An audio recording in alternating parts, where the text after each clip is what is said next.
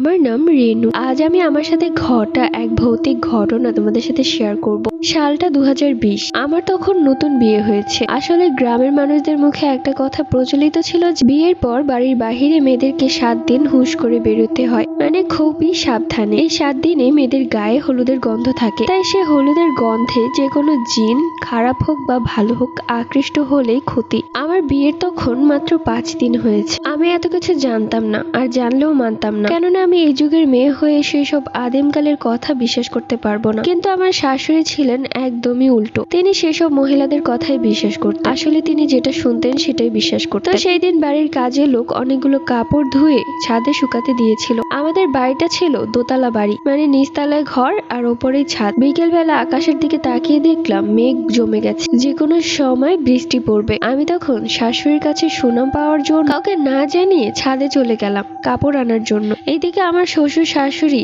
এবং যা খুবই ভালো। বিয়ে হয়েছে 5 দিন, আমাকে একটু কাজ করতে দেয় না। শুধু বিয়ের পরের দিন আমাকে দিয়ে মিষ্টি খাবার রান্না করিয়েছিল। এরপর থেকে আমাকে আর কোনো কাজ করতেই দেয় না, সব কাজ আমার যা করে। এমনিতে আমি খুব ছোট, তো তাই ও খুব আদর করতো সবাই। তো যাই হোক, আমি কাউকে না জানিয়ে ছাদে চলে যাই কাপড় আনার জন্য। আকাশের অবস্থা তখন এতটাই ভয়ঙ্কর যে পুরো বিকেল বেলায় মনে হচ্ছে রাত হয়ে গেছে। আমার কোমর পর্যন্ত চুল ছিল, চুলটা খোপা করেই গিয়েছিলাম, কিন্তু তাড়াহুড়ো করে কাপড়গুলো ওঠানোর সময় চুলটা কখন যে খুলে গেছে আমি তা খেয়াল করিনি। নতুন বউ আমি, গা থেকে হলুদের গন্ধ, শাড়ি পরা, সেই সাথে মাথার চুল খোলা। দূরের তাল গাছে বসে এক দুষ্ট জিন আমার দিকে লুলুপ দৃষ্টিতে তাকিয়েছিল। তার আমাকে প্রচন্ড ভালো লেগেছে। আমি তখন তাড়াতাড়ি করে সব কাপড়গুলো তুলে নিচে নামতে যাব, ঠিক ওই মুহূর্তে আমার মনে হলো কিছু একটা আমার গায়ে ধাক্কা খেলো। এত জোরেই ধাক্কা খেয়েছে যে, মানে কোনো বাচ্চারা দৌড়াদৌড়ি করার সময় যখন দৌড়ে এসে পা ধরে কেমন লাগে, ঠিক ওই রকমটাই লাগছিল। কিন্তু মুহূর্তের মাঝে সবকিছু আগের মতোই স্বাভাবিক হয়ে গেল। তাই আমি এত বেশি একটা মাথা ঘামালাম না। অবশ্য ঘাড় ঘুরিয়ে উপরের দিকটা তাকিয়ে দেখেছিলাম, কিন্তু কেউই ছিল না। অবশ্য ছাদে আমি ছাড়া কেউই ছিল না, আমার মনের ভুল। তো যাই হোক, কাপড়গুলো নিয়ে আমি আমার শাশুড়ি মায়ের কাছে গিয়ে বললাম, মা দেখুন, আমি সব কাপড় নিয়ে এসেছি।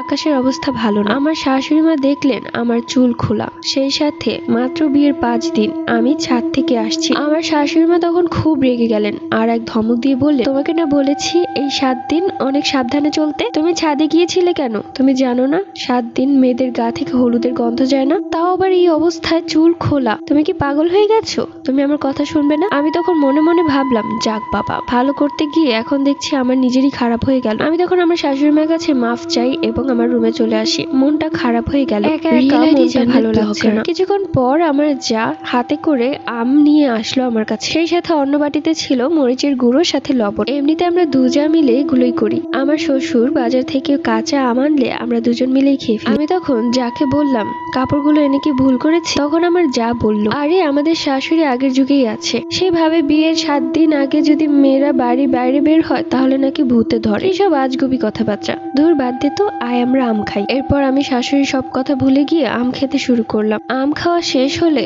আমার যা বলল, তুই তাহলে দাঁড়া, আমি এগুলো রেখে আসছি। আমি বললাম, ঠিক আছে, আমিও যাই তোমার সাথে। তখন সে বলল, না তুই থাক, আমি যাচ্ছি। সে চলে যাওয়ার 5 সেকেন্ড পর আমার যা আবার এলো। এক হাতে ছিল আম, অন্য হাতে ছিল মরিচের গুঁড়ো এবং লবণ। আমি কিছুটা অবাক হয়ে বললাম, এই কি ভাবি, আবারও আম পেলে কোথায়? এটা মনে হয় আমার শাশুড়িমা লুকিয়ে রেখেছিল, এটা যদি খেয়ে ফেলি তাহলে তো বকা খেতে হবে। তখন আমার যা বললো, কিসব উল্টাপাল্টা কথা বলছি, এটা তো আমাদেরই আম, আমি মাত্র কেটে নিয়ে আসলাম। সবকিছু আমার মাথার উপর দিয়ে যাচ্ছে। মাত্রই যা গেল, আবার 5 সেকেন্ড পর কি সুন্দর সাজিয়ে আমগুলো নিয়ে এসেছে। তাহলে কি সে আগে থেকে সাজিয়ে রেখেছিল? আমি এত মাথা ঘামালাম না। আমি বললাম, এত আম খেলে তো পরবর্তীতে কিছুই খেতে পারবো না, পেট ব্যথা করবে। আমার যা বললো, এত আম মানে এর আগেও কি আম খেয়েছিস নাকি? হ্যাঁ, তুমিই তো নিয়ে আসলে। কি উল্টোপাল্টা কথা বলছিস? আমি আবার কখন আম নিয়ে আসলাম? আমি তো এখন আম নিয়ে এসেছি। কি বললি? তুমি একটু আগে আম নিয়ে আসোনি? না তো, আমি তো মাত্র এসেছি। তুই কি পাগল হয়েছিস? আমি যদি একটু আগে আম নিয়ে আসতাম তাহলে কি আবার আম নিয়ে আসতাম? কেমন যেন ঘটকা লাগলো, মাথার উপর দিয়ে গেল। তাহলে একটু আগে কি এসেছিল? আমি ভাবলাম হয়তোবা আমার মনের ভুল, বা আমি একটু বেশি ভাবছি। আম খেলাম, মুখ একদম টকটকে হয়ে গেছে। আমার যা তখন বলল, আচ্ছা তুই থাক তাহলে, আমি এগুলো রেখে আসছি। আমি তখন বললাম, না, আমিও তোমার সাথে যাব। আমার যা তখন বলল, কি হয়েছে, ভয় পাচ্ছিস নাকি? না, ভয় পাবো কেন, আমিও তোমার সাথে সাথে কাজ করে দিই। যখন থেকে এসেছি বসে থাকতে থাকতে আমার আর ভালো লাগছে না, বিরক্ত লাগছে। আরে তুই তো নতুন বউ, তোকে কি কাজ করতে মানায়? কাজ করলে তোর সৌন্দর্য কমে যাবে। তুই এমনিতেই থাক, এমনিতেই তোকে অনেক সুন্দর লাগে। এগুলো কি বলছো?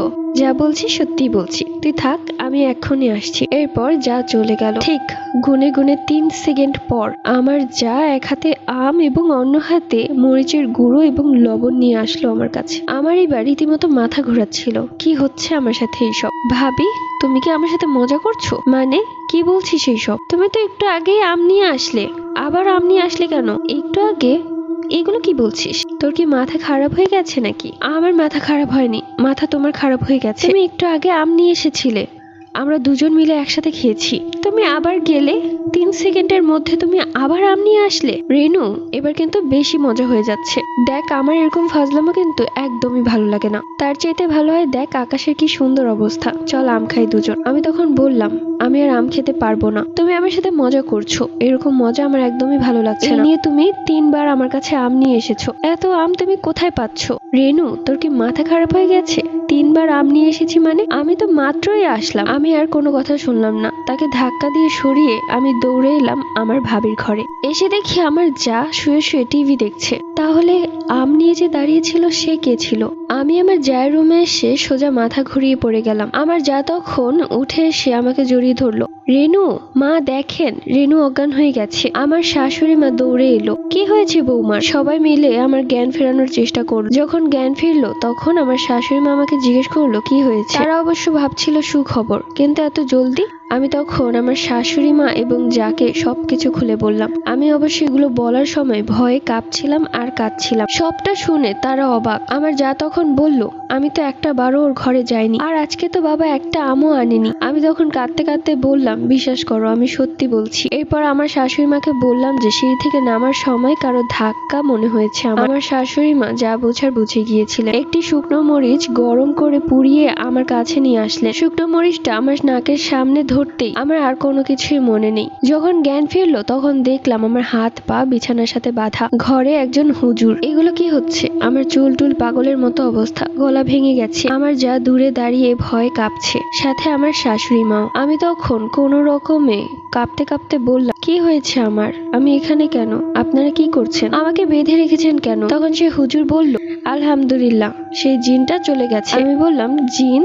কোন জিন? এরপর হুজুর বলতে শুরু করলো, আসলে আমি যখন ছাদে গিয়েছিলাম তখন একটা দুষ্ট জিনের নজর আমার উপর পড়েছিল এবং সে আমাকে দেখে এতটাই পছন্দ করেছিল যে সাথে সাথে আমার উপর ভর করে। আর সেই জিনটাই আমার জায়ের রূপ ধরে বারবার আমার কাছে আসছিল। যখনই আমার শাশুড়ি মা আমার কাছে রিয়েল আইডি জান্নাত ব্লগার নিয়ে এসেছিল, ঠিক তখনই আমার ভেতরে থাকা সেই জিনটা অনেক বেশি পাগলামো চিৎকার চেঁচামেচি করছিল, যার ফলে আমার শ্বশুর দৌড়ে গিয়ে ইমাম সাহেবকে নিয়ে আসে এবং সেই ইমাম সাহেব আমাকে ছাড়িয়ে সেই জিনটাকে বের করে দেয়। সেই সাথে আমার শরীর বন্ধের একটা তাবিজ পরিয়ে দেয়। আমার শাশুড়ি মা আমাকে কড়া ভাবে বলে দেয় যে আমি যেন এই বাড়ির বাইরে না বের হই 14 দিন, কারণ এই 14 দিনে সেই জিনটা আমার ক্ষতি করার চেষ্টা করবে। তো সেই কথা মতো এই 14 দিন আমি খুব সাবধানে ছিলাম, বাড়ি থেকে বের হইনি। আমার শরীর বন্ধ ছিল, কিন্তু তারপরেও মনে হতো যে সবসময় দূর থেকে কেউ একজন আমাকে দেখছে, আমাকে তার কাছে ডাকছে।